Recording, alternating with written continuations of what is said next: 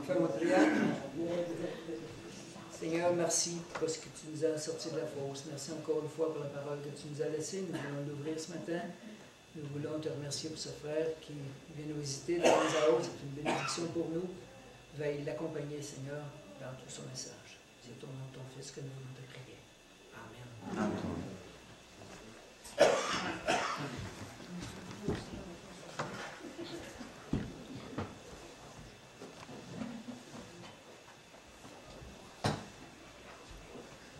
Rebonjour. Bonjour, Fernand. Ça va bien? Oui. Comment se fait-il qu'à chaque fois que je viens à l'Assemblée chrétienne de Granby, il fait beau, il fait soleil? Tu as quelque chose de spécial. Merci beaucoup de m'apporter autant. C'est toi qui m'apportes le soleil. Le thème du message d'aujourd'hui, c'est « Chasse au trésor ». Alors que personne ne sorte d'ici avant d'avoir trouvé son trésor. Ça serait merveilleux si tout le monde pouvait dire en sortant « J'ai mon trésor ». Alors, c'est la référence de Matthieu, chapitre 13, le verset 44. Matthieu 13, 44. Je vais lire à partir de ce verset-là.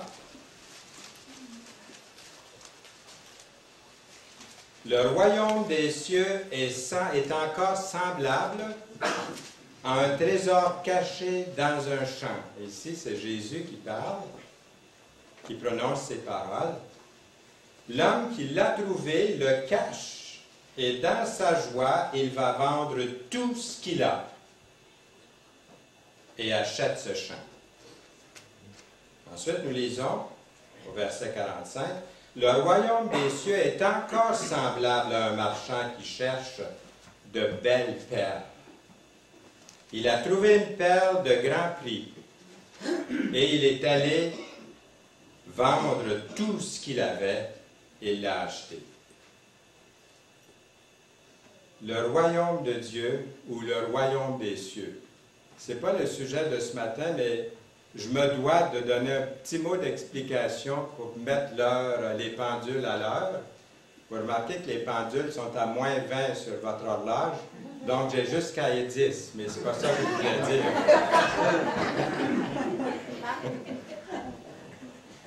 C'est que le royaume de Dieu et le royaume des cieux, on retrouve ces expressions, puis à chaque fois que je les lis depuis 62 ans maintenant, je me dis toujours, pourquoi les deux? Qu'est-ce que ça veut dire les deux?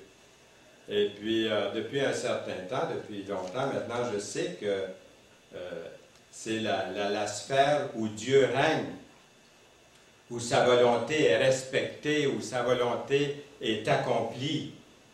Mais une chose est intéressante qu'on doit remarquer ici, c'est que seul Matthieu parle du royaume des cieux.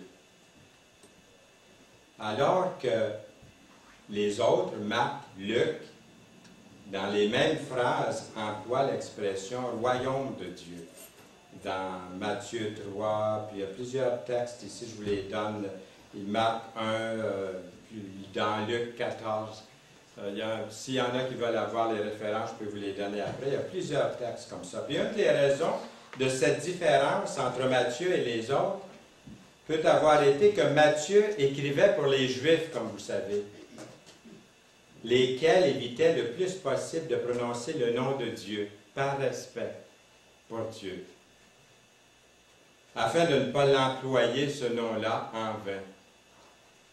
Le royaume de Dieu englobe les membres de toutes les nations, incluant la nation juive, et puis tous ceux qui reconnaissent Jésus-Christ comme sauveur personnel, qui se tournent vers lui pour devenir son disciple. Alors, d'un bout à l'autre de la Bible, le royaume de Dieu est présenté sous 7 phases successives qui pourraient donner une série de réunions très, très intéressantes. Mais encore une fois, on va revenir à notre sujet. Ce qui nous concerne, nous tous ici aujourd'hui, c'est le royaume de Dieu ou le royaume des cieux caché dans les cœurs. En l'absence visible du Seigneur Jésus-Christ sur la terre à l'heure actuelle, se déroule présentement la période de l'Église, caractérisée par les mystères du royaume de Dieu. Pas nécessaire de tourner, mais dans Matthieu 13, verset 11, vous l'avez quand même devant vous, le chapitre, si vous voulez le lire, le verset 11 dit « Les disciples s'approchèrent et lui dirent « Pourquoi leur parles-tu en parabole ?» Jésus leur répondit « Parce qu'il vous a été donné de connaître les mystères du royaume des cieux, et que cela ne leur a pas été donné. » Vous avez sûrement entendu de Mel Fisher. Mel Fisher a été appelé le plus grand chasseur de trésors au monde. Et son rêve, depuis sa tendre enfance, était de trouver un trésor perdu. Lorsqu'il a lu les histoires de pirates, quand il était petit garçon, là, les histoires de pirates, et puis des bateaux remplis de trésors. Moi aussi, ça me passionnait quand j'étais plus jeune, ces histoires-là de pirates, là, puis un œil caché, hein, puis le crâne là, avec les os, puis toutes ces choses-là. Là. L'île au trésor, vous vous rappelez de l'île au trésor par Robert Louis Stevenson. Alors lui, Mel Fisher, a voulu trouver des trésors depuis qu'il était tout jeune, comme ça. Ses parents étaient éleveurs de volailles, ce qui était très très loin de chasseurs de trésors. Mais Mel Fisher a quitté la ferme pour s'installer à Key West, en Floride, où il a démarré une entreprise à la recherche de trésors enfouis. Un jour, il trouve plus de 1000 pièces d'or au fond de l'océan. Mel fait de fréquents voyages en Espagne, puis il fouille dans les anciens documents, dans des archives du gouvernement. Vous savez, il y a eu tellement de pirates à un moment donné, puis tellement de bateaux de coulées entre l'Espagne et l'Amérique, qui font mention de plusieurs flottes, mais d'une flotte en particulier, la flotte espagnole, de 28 navires qui avaient quitté la Havane, Cuba, le 4 septembre 1622. À bord se trouvait de l'argent du Pérou, du Mexique, de l'or, des émeraudes de Colombie, des perles du Venezuela. Puis au début de 1600, la couronne espagnole avait désespérément besoin d'argent. Avait besoin d'une fortune pour garnir les coffres du roi Philippe IV. La richesse du Nouveau Monde était liée constamment à la guerre à cette époque-là. Toutefois, le lendemain, la flotte se trouve assaillie par un terrible ouragan en entrant dans le détroit de Floride, et 8 de ces navires coulent au fond de la violente tempête, coulent au fond de la mer. Le fleuron de la flotte espagnole se nommait Atocha. Elle contenait une cargaison inestimable, des tonnes d'argent, des centaines de livres d'or, des bijoux précieux. Fisher a commencé sa recherche pour le trésor perdu à bord de son bateau qui s'appelle Dauntless, un bateau des plus sophistiqués, utilisant des équipements électroniques les plus chers, et pendant 16 ans, il a persévéré dans ses recherches. Vous pouvez vous imaginer le coût, les sacrifices qu'il a dû faire sont énormes, des années de fausses pistes, des tragédies personnelles qui l'ont touché dans sa vie, puis où il était au bord de la ruine, et 6 ans après le début de la recherche, il a perdu son propre fils, sa belle-fille, et un autre plongeur au cours d'une tempête en mer, mais il a persévéré année après année. À chaque jour, il répétait à son équipage « Today's the day! Ça va être aujourd'hui! » il disait. Pendant 16 ans, il a eu tort. Puis par un chaud après-midi de juillet 1985, son plus jeune fils communique par radio « Rangez vos cartes! On l'a trouvé! La mer Laude, L-O-D-E. 7 coffres remplis d'or et un coffre rempli de lingots d'or solides. Il y avait des bijoux, de l'argent, des centaines de barres d'or, chacun pesant 100 livres. Et c'est probablement d'avoir trouvé le plus grand trésor de tous les temps, d'une valeur estimé à l'époque autour de 400 millions. 2 semaines plus tôt, Mel Fisher était tellement cassé financièrement qu'il ne pouvait pas payer ses employés. Jésus a enseigné que le royaume des cieux est comme trouver un grand trésor. Est-ce qu'on réalise ça? On le lit, mais on ne le réalise pas à ce point-là. Aujourd'hui, nous nous penchons sur deux toutes petites paraboles. On les appelle les paraboles jumelles. Les perles de grand prix, puis le trésor caché dans un champ. Et ces deux mini-paraboles sont ensemble, elles se ressemblent beaucoup, elles sont très similaires. À de nombreux égards, elles sont similaires. Et puis, elles nous enseignent le même message. On va jeter un coup d'œil pour voir si nous pouvons discerner le message qui passe pour nous au travers de ce passage. Dans Matthieu 13, 44, nous avons lu « Le trésor caché dans un champ.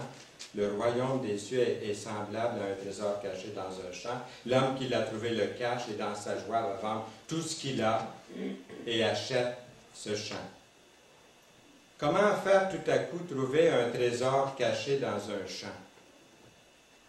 Je vois tout le monde commencer à fouiller dans la cour chez eux ou dans le champ derrière la maison pour trouver le trésor. C'est comme ceux qui se promènent avec ces machins trucs sur les plages, un peu partout, pour essayer de trouver des trésors. Vous avez déjà vu ça? Qui est-ce qui a mis ce trésor à cet endroit-là précisément? Pourquoi le propriétaire n'est pas revenu chercher son trésor? Dans l'Antiquité, il n'y avait pas autant de banques qu'aujourd'hui. Ici, on en a presque à tous les 2-3 coins. Mais où on peut déposer son argent. Mais à l'époque, c'était différent.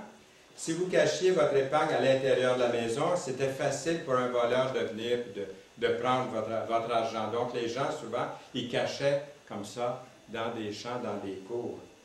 À l'extérieur, enfoui dans la terre, votre trésor serait plus susceptible d'être en sécurité. Mais si le propriétaire de ce trésor se faisait tuer à la bataille, à la guerre, à ce moment-là, il aurait amené avec lui son secret dans la tombe et personne n'aurait pu jamais ou aurait su où il avait caché son trésor. Puis un jour, quelqu'un découvre ce trésor caché, il le remet à sa place. Et puis dans son euphorie, vend tout ce qu'il a pour acheter le champ. Le royaume des cieux est comme cette histoire-là. Nous avons la deuxième parabole ici, la perle de grand prix. Le royaume des cieux est encore semblable à un marchand qui cherche de belles perles. Il a trouvé une perle de grand prix. Il est allé vendre tout ce qu'il avait et l'a acheté. Dans le verset 45 et 46. Dans cette deuxième parabole, nous avons un commerçant qui sait exactement ce qu'il cherche. Il cherche de fines perles. Il est un expert de perles. Et quand il a découvert la perle rare de grand prix, il est allé vendre tout ce qu'il a pour acheter cette superbe perle. Et cette parabole me rappelle une histoire vraie qui est arrivée en Arizona il y a plusieurs années, en 1985. Un nommé Roy Wettstein, un concessionnaire de joyaux du Texas, assistait à une exposition de minéraux dans l'Arizona. Il y avait là un certain nombre de collectionneurs amateurs à l'extérieur qui vendaient des pierres de toutes sortes. Roy a vu une pierre, la grosseur d'une patate, toute poussiéreuse. Ça ressemblait à une patate, puis même c'était dans un Tupperware. C'est ça, cette grosse patate, cette grosse pierre. Alors il a dit au vendeur, il dit, vous voulez 15 $ pour, il n'a pas dit cette patate, mais pour cette pierre. Puis le vendeur, il répond, je vous la laisse pour 10 pièces. Si vous voulez la voir, elle n'est pas très belle. Elle était toute poussiéreuse, pas d'apparence. Roy lui donne 10 $, il prend la pierre, puis il s'en va. Il s'est avéré que cette pierre grise, poussiéreuse, est aujourd'hui le plus gros saphir au monde. Un article dans le Newsweek magazine a indiqué qu'il a été évalué à plus de 2 millions de dollars. Pourtant, Roy a acheté ce gros bijou pour un misérable petit 10 dollars. Ces deux petites paraboles partagent certains termes en commun. Puis il y en a 4 que j'aimerais vous donner assez rapidement. Il est question d'un trésor. Il est difficile de comparer notre monde actuel à un trésor. Est-ce que vous êtes d'accord avec moi? Notre monde actuel, le royaume de ce monde est très entaché, très terni. Vous ouvrez le journal, il est plein de mauvaises nouvelles. Il y a des enlèvements d'enfants, des meurtres, de la destruction, des rumeurs de guerre, mais le royaume des cieux peut être comparé à un trésor inestimable. Un merveilleux avenir entend les enfants de Dieu, ceux qui veulent se tourner vers le Seigneur. Un merveilleux avenir les attend. Ce monde que nous voyons maintenant n'est pas le meilleur des mondes, vous êtes d'accord? Il a été souillé par le péché. C'est pour ça. Le royaume des cieux commence avec Dieu qui règne dans le cœur de ceux et de celles qui appartiennent à l'Église, qui est appelée son corps, le corps du Seigneur. Ce que nous voyons aujourd'hui dans l'Église est seulement un avant-goût du ciel, de quelque chose de bien mieux à venir. Certains considèrent l'Église comme non pertinente, ennuyeuse, même hypocrite. L'Église qui est sur la terre est loin d'être parfaite, mais savez-vous, moi je la considère quand même comme un trésor, l'Église, dans ce monde. Et un jour, elle va être enlevée, et vous allez voir comment ça va se passer dans le monde sans l'Église. Nous avons un trésor dans le monde, et c'est l'Église. Et si vous n'êtes pas encore entré dans ce trésor, entrez aujourd'hui. L'heure est là. Le royaume de Dieu est certainement une chose que nous devrions chacun rechercher. C'est la perle de grand prix. Et considérons quelques écritures. Dans 1 Corinthiens 2, chapitre 2, verset 9, nous lisons, ce sont des choses que l'œil n'a point vues, que l'oreille n'a point entendues et qui ne sont point montées au cœur de l'homme, des choses que Dieu a préparées pour ceux qui l'aiment. Un autre passage dans 1 Pierre, chapitre 1, le verset 3 à 7. Béni soit Dieu, le Père de notre Seigneur Jésus-Christ, qui, selon sa grande miséricorde, nous a régénérés. Ça veut dire naître de nouveau, ça. Régénérés pour une espérance vivante par la résurrection. Nous avons parlé dans la première réunion aujourd'hui de la vie. Et que c'est Jésus qui est la vie. Il est la résurrection et en lui nous avons la vie pour toujours. La vraie vie, par la résurrection de Jésus-Christ d'entre les morts, pour un héritage qui ne peut ni se corrompre, ni se souiller, ni se flétrir. Il vous est réservé dans les cieux, à vous qui par la puissance de Dieu êtes gardés. Et ces 3 petits mots-là, par la foi. C'est pas par la vue, mais c'est par la foi. C'est ça qui est embêtant pour bien des gens. C'est la foi qu'on place en lui. Pour le salut prêt à être révélé dans les derniers temps, nous lisons. C'est là ce qui fait votre joie, quoique maintenant, puisqu'il le faut, vous soyez attristés pour un peu de temps par diverses épreuves, afin que l'épreuve de votre foi, plus précieuse que l'or périssable qui cependant est éprouvé par le feu, ait pour résultat la louange, la gloire et l'honneur lorsque Jésus-Christ apparaîtra. Un homme du New Jersey aux États-Unis a reçu un héritage à la suite du décès de sa tante. De ma tante. Le testament disait, pour mon bien-aimé Stephen Marsh, je quitte ma famille, je quitte ma Bible et tout ce qu'elle contient avec le résidu de ma succession après mes frais d'obsèques et mes dettes acquittées. Je laisse tout ça. Une fois toutes les factures payées, il restait seulement quelques dollars, puis bientôt l'argent était dépensé par Stephen Marsh. Et finalement, Stephen prend sa retraite avec une toute petite pension pendant plus de 20 ans. Pendant 20 ans, c'est long. Il a vécu en pauvre, au seuil de la pauvreté. Puis un jour, en faisant le grand ménage dans ses affaires, avant d'aller vivre avec son fils, il a trouvé la vieille Bible de sa tante. qu'elle lui avait laissé en héritage. En l'ouvrant, il a été étonné de trouver plusieurs billets de banque tout au long des pages du livre pour une somme de plusieurs milliers de dollars. Nombreux sont ceux qui ne pensent jamais à ouvrir leur Bible, à se tourner vers la Bible pour trouver le vrai trésor qui s'y trouve. Il n'y a pas de trésor dans ce livre, bien des gens pensent. Ils se trompent. Les pages de la Bible ne sont jamais lues par eux. Elles contiennent un trésor inestimable que j'ai trouvé dans ma vie. Et j'en remercie Dieu aujourd'hui. J'ai appris qu'il y a souvent de longues filées sur la route qui mènent au casino à Montréal. Il doit y en avoir plusieurs qui croient qu'il y a là un trésor. Notre culture est à la recherche de trésors, mais au mauvais endroit. Là où est ton trésor, là aussi sera ton cœur. Par ces deux petites paraboles, Jésus nous dit que le royaume de Dieu est quelque chose de très précieux, de beau, de grand. Et qu'est-ce que vous êtes prêts à sacrifier pour posséder un tel trésor? Deuxièmement, dans chaque parabole, nous faisons une découverte inestimable. Un homme trouve un trésor caché dans un champ, puis un commerçant trouve une perle de grand prix.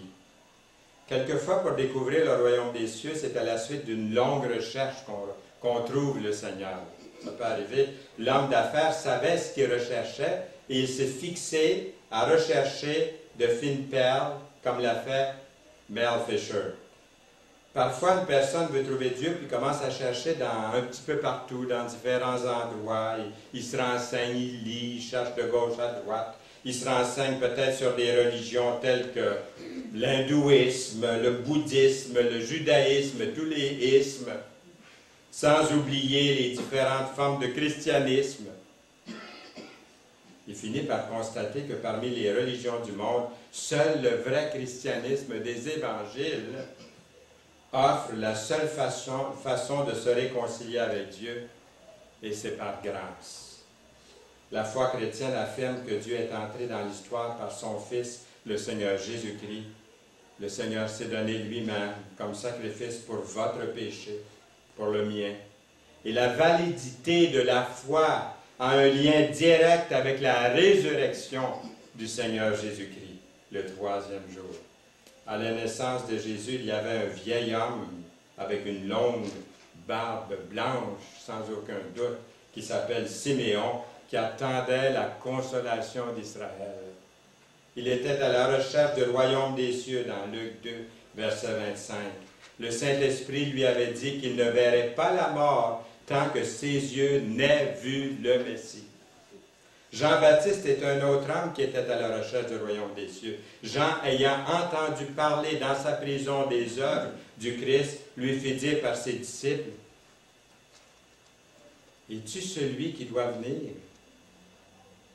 Ou devons-nous en attendre un autre? » Il y a eu la réponse que c'était vraiment celui qui devait venir. Dans Matthieu 11, les versets 2 et 3. Ça peut arriver qu'une personne trouve enfin le royaume des cieux après une très longue recherche. En d'autres circonstances, une personne pourrait trouver une église un peu par coïncidence. Cette personne ne s'était pas intentionnellement mis à la recherche de la vérité ou à la recherche d'une assemblée, mais c'est arrivé comme par accident. Un ami, un collègue l'a invité à une réunion spéciale. Et puis c'est comme ça qu'il s'est trouvé dans une bonne église, une bonne assemblée, là où le nom du Seigneur est prêché. C'est arrivé assez drôlement, il y a quelques années, j'étais à Seattle, aux États-Unis, et puis je prêchais en anglais, évidemment, à Seattle, une église évangélique, une assemblée de frères chrétiens, mais au centre de la ville de Seattle. Et c'était l'été, les portes en arrière étaient ouvertes, grandes ouvertes, et puis il y a une dame qui s'est adonnée à passer sur le trottoir, puis elle m'a entendu parler, puis quand je prêche, elle a dû passer là souvent, quand les portes ouvertes, mais elle a entendu mon accent français, mon accent du Québec, I speak English with a Quebec accent. Elle a entendu cet accent, puis vu qu'elle était québécoise d'origine, elle a été piquée par sa curiosité, puis elle est entrée timidement, puis elle s'est assise dans l'église. Et puis elle a entendu le message jusqu'à la fin, puis à la fin, elle avait hâte de venir me donner la main pour dire « Vous êtes d'où au Québec? Moi, je suis de telle place, blablabla. » Puis elle était toute contente. Et plus tard, j'ai appris qu'elle avait continué à aller à l'église, puis elle a accepté Jésus comme son sauveur personnel. On pourrait dire que c'était un accident pour elle. Elle ne cherchait pas Dieu ce dimanche-là. Elle marchait, peut-être une petite marche de santé, puis elle entend ça. Mais c'est le Saint-Esprit qui l'appelait. Dieu lui parlait. Dieu vous parle aujourd'hui. Dieu s'adresse à vous aujourd'hui. Troisièmement, un sacrifice. On voit dans les deux paraboles, la personne qui a découvert le trésor a dû faire un sacrifice énorme pour l'obtenir. Pour être sauvé, il suffit de se repentir puis de croire. C'est tellement simple qu'un enfant peut faire ça. Mais bien des gens passent complètement à côté. Ils veulent quelque chose de difficile. Demandez-leur de monter le mont Everest pour être sauvé, puis il y en aurait plus qui monteraient le mont Everest pour être sauvé. Pourtant, c'est facile de venir au Seigneur. Mais devenir disciple de Jésus, ce n'est pas si simple. On peut avoir accepté Jésus comme sauveur, mais êtes-vous son disciple? Est-ce que vous marchez pour lui, vivez pour lui? À tous les jours, à tous les instants, être disciple du Seigneur. Que dire du changement de vie, des habitudes dans la langue, la toxicomanie, l'habillement, le temps, l'argent, les priorités? Jésus a dit, « Quiconque ne porte pas sa croix et ne me suit pas n'est pas digne, n'est pas mon disciple » dans Luc 14, verset 27. Jésus doit être le premier dans ma vie. Il doit être le numéro 1. Jésus a encore dit, « Celui qui aime son père, sa mère plus que moi n'est pas digne de moi, ainsi de suite. » L'apôtre Paul, en restant fidèle au Seigneur, a subi pour le royaume des coups, les emprisonnements, comme vous savez, plusieurs choses. Il reste encore quelques instants pour vous dire qu'au 18e siècle, il y a une famille suisse qui est montée à bord d'un navire pour venir en Amérique. Et le père et la mère est décédés en route, en voyage, c'est-à-dire, et puis le fils qui s'appelle Abraham, le garçon, il a été élevé aux États-Unis, et puis un jour, il a voulu devenir missionnaire. Il a voulu aller dans les îles de Thomas, dans les Caraïbes. Et puis il a appris que pour être missionnaire, pour prêcher l'Évangile, une fois qu'il était rendu sur les lieux, tu ne pouvais pas, à moins d'être esclave, tu ne pouvais pas prêcher l'Évangile aux esclaves. Un esclave pouvait prêcher l'Évangile aux esclaves. À ce moment-là, cette île appartenait au Danemark. Il a écrit au gouverneur pour dire qu'il voulait devenir esclave pour le reste de ses jours, parce qu'il voulait prêcher l'Évangile en toute liberté. Mais le roi c'était un roi plutôt au Danemark il était tellement touché qu'il a dit, il a donné l'autorisation à Abraham Beninger, c'était son nom, de prêcher l'Évangile de Jésus n'importe où, n'importe quand, à n'importe quel moment, qu'il choisirait aux Noirs comme aux Blancs, aux libres ou aux esclaves. Voyez-vous, il voulait faire trouver ce trésor à ces gens-là, tellement qu'il était convaincu. Jésus a demandé au jeune homme riche de vendre tout ce qu'il avait, puis ensuite de le suivre. Qu'est-ce que le jeune homme riche t'a fait? La Bible dit que le jeune homme riche s'en alla tout triste parce qu'il n'était pas disposé à payer le prix. Qui est prêt à payer le prix pour le suivre? Est-ce que le prix est trop élevé? Et finalement, quatrièmement, la joie. On nous dit que lorsque l'homme a trouvé le trésor caché dans un champ, dans sa joie, pas avec regret, avec tristesse, dans sa joie, il a vendu tout ce qu'il avait pour acheter ce champ. Est-ce que j'ai le temps pour ça? Oui, j'ai le temps pour ça. J'ai une autre histoire ici, une femme qui a été interviewée à la télévision. 6 ans plus tôt, elle avait donné naissance à une belle petite fille. Puis 10 jours après, un incendie s'est déclaré à sa maison. Sa maison a brûlé complètement. Et puis le corps de la petite fille n'a jamais été trouvé. On a pensé qu'elle avait été complètement consumée, le corps entièrement consumé dans l'incendie. Mais 6 ans plus tard, la jeune maman était dans une fête, dans sa famille, des connaissances. Et puis elle avait une petite fille de 6 ans qui avait un grain de beauté sur son visage, qui était semblable au grain de beauté qu'elle avait vu sur son petit bébé, 6 ans auparavant. Et puis elle s'est approchée de la petite fille, elle l'a regardée comme il faut, elle a dit, on dirait bien que c'est ma petite Délimar. Puis en faisant semblant qu'elle lui enlevait de la gomme dans les cheveux, elle a enlevé une mèche de cheveux, elle a coupé ses cheveux. Et puis elle a fait analyser par des tests d'ADN. Et il s'est avéré qu'elle avait raison. La petite fille était sa fille présumée morte, incendie. Puis une amie avait volé l'enfant en sortant, avait mis le feu à la maison pour couvrir l'enlèvement. Elle a ensuite élevé l'enfant comme si c'était sa propre fille pour les 6 prochaines années. Vous pouvez vous imaginer la joie de la mère et de la fille d'avoir été réunies. La fille a pris un certain temps pour s'adapter, c'est vrai, mais imaginez la joie de la mère qui a retrouvé sa fille qu'elle croyait morte. Vous vous souvenez le jour où vous avez accepté Jésus-Christ comme votre sauveur personnel? Le jour où vous avez été baptisé par immersion?